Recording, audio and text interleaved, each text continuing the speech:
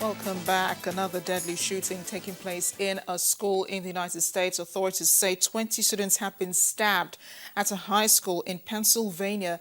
One suspect, believed to be a student, is in custody at Franklin Regional High School in a suburb of Pittsburgh.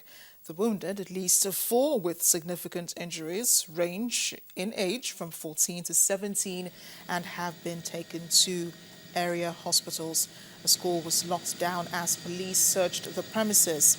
A suspect, a male student, has been taken into custody for questioning.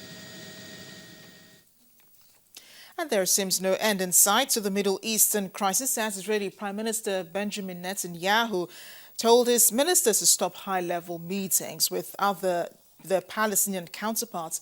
Officials say the order follows Palestinians' violation of their commitments under peace talks.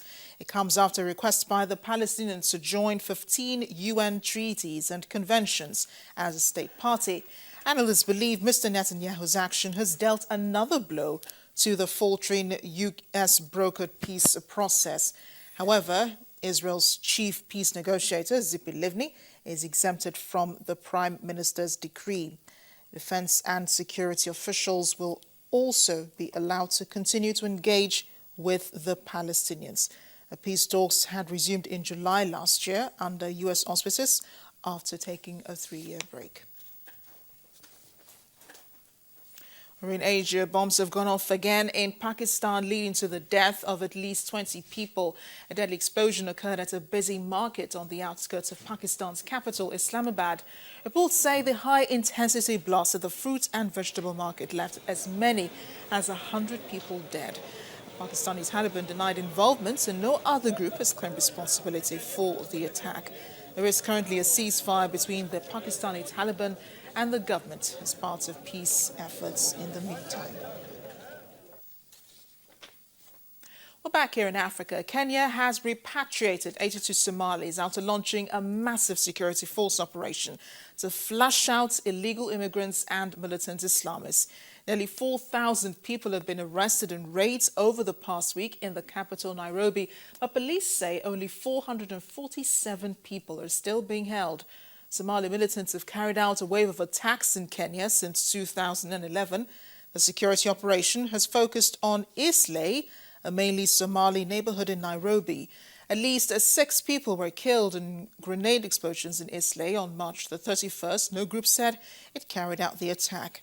However, Kenya's government believes that Somali militant Islamist group Al-Shabaab operates in Islay and has support among some Somalis living there. Just last month, Kenya's government ordered all Somali refugees living in towns to move into designated camps in a bid to end militant attacks. Somalia has been hit by instability for more than 2 decades, forcing hundreds of thousands of people to flee to Kenya. We focus now on health, especially the Ebola virus outbreak, which has killed over 100 people in Guinea. The World Health Organization says the virus has now killed 101 people in Guinea and 10 in Liberia. Ebola is spread by close contact and kills between 25 and 90% of its victims.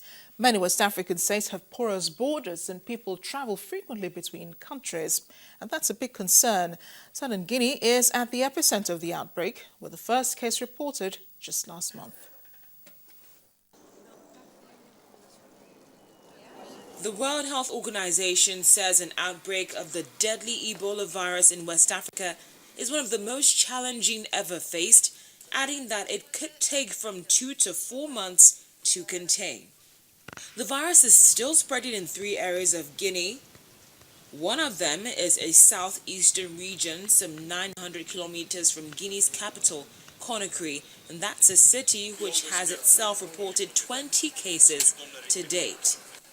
This is one of the most challenging Ebola outbreaks that we have ever faced, and right now we have documented cases both in Guinea and in Liberia. And the reasons why this is one of the most challenging outbreaks is that first we see a wide geographic dispersion of cases. So this has come in from a number of districts as well as a large city in Guinea, Conakry. The outbreak is also the first to strike West Africa, where some people have become infected from burial practices that involve direct contact with body fluids of the deceased. So clearly in Guinea Forestière, the outbreak is not over. This is the epicenter of the outbreak, and as long as this is not controlled there, there will be cases being exported from Guinea Forestière in the rest of the country, and likely, like it happens in Liberia, in other countries. Some 50 foreign experts have been deployed to help with infection control measures in hospitals and to trace 600 known contacts of infected patients. Well, Carol Pearson from the VOA newsroom joins us now. She's going to look at the UN figures that have been released. Carol, nice to see you.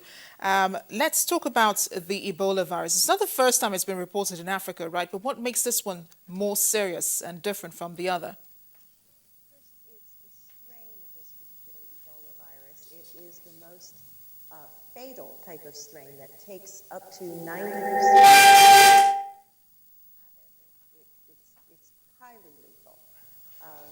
And the source, they know the source is fruit bats. Fruit bats can host a number of lethal viruses that don't necessarily affect the bats, but may affect anybody who comes into contact with the bat or any other animal that comes into contact with the bat. So very quickly, how easy will it be to contain this virus? Because, of course, people are crossing borders here in Africa where we have very porous borders. It's been reported in Guinea, it's in Liberia, it's also in Ghana, who are our closest neighbors here in Nigeria. How easy will it be to contain the virus? First of all, or the spread of the it's good virus, to I should know- say. Yeah, it's good to know that until you show symptoms, you are not able to pass the virus on. But the virus is contained in your sweat. So if you have a fever, and the first thing that's very normal to do is to have a family member wipe you down, try to keep you cool, that's where you're infecting that family member. So the most important thing in containing the virus is to get people isolated who have it, and also to have their secondary infections treated, like the fever, diarrhea, to be treated by health professionals who are totally outfitted in protective garb. And Guinea is actually, Doctors Without Borders have actually said that there have been a number of patients in Guinea who have survived this virus and have been released from these isolation units. Thanks a lot, Carol. I guess we'll have to leave it there. Good to hear that some people have indeed survived the Ebola virus. Carol Pearson is VOA correspondent, the medical correspondent for the VOA, as she spoke to us from the Washington newsroom. And that's where we end The World Today. Thanks for watching. I am Amarachi Ubani. Stay tuned in just a few minutes. It's Sports News.